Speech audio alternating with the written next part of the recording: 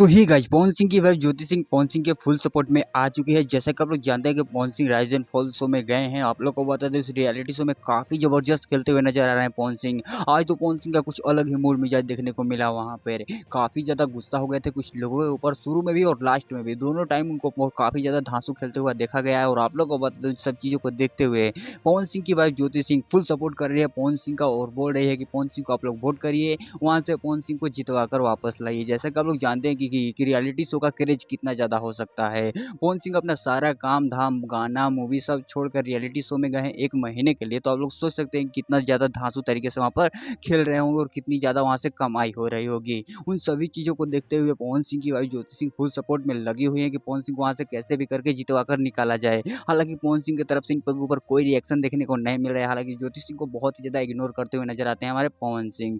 तो पवन सिंह के बारे में आप क्या कहते हैं कमेंट करके जरूर बताइएगा। इनसे रिलेटेड अपडेट पाना चाहते हो तो चैनल को सब्सक्राइब कर लीजिएगा। हम लोग इस नए वीडियो में किसी नए टॉपिक के साथ, तब तक के लिए बाय।